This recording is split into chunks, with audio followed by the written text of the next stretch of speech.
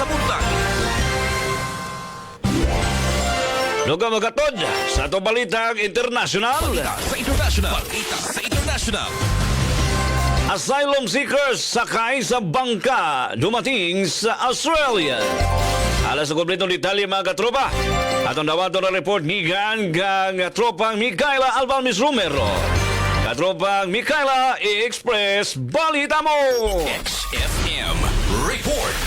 Mahigit sa 40 asylum seekers ang nakitang paikot-ikot sa liblib na bahagi ng Western Australia. Ang mga detalye ay maliwanag na paglabag sa border security. Sakay sa isang bangka ang isang grupo na may 30 katao at ang isa ay 13. Gumagala sa liblib na tabing dagat upang makahanap ng masisilungan. Napag-alaman ng mga lokal na residente na ang mga dayuhan ay galing sa Pakistan, Bangladesh at India. Ang mga dayuhan ay inilipat sa Nauru Offshore Immigration Detention Center ng Australia. Kinumpirma ng Australian Border Force noong Biyernes ang report. Ayon pa sa pulisiya ng Australia na ang iligal na paglalakbay sakay sa hindi otorisadong bangka ay hindi maaaring maging permanenteng manuluyan sa bansa. Ang border violation ay nagdingas ng political tension sa oposisyon upang martilyuhin ang pamalaan. Inutos ng High Court na itigil ang indefinite detention at palayaan ang 149 na mga detainees. Para sa kompletong proteksyon ng pamilya, gumamit ng Satin Plus Gold, Satin Vitamin C at Satin Plus Coffee Mix. Para sa nagkakaisang Pilipino, para sa Pilipinas, ako si Micaela Almalbis Romero, XFM News.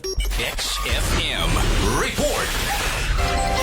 Salamat katropang Micaela Albalmis Romero sa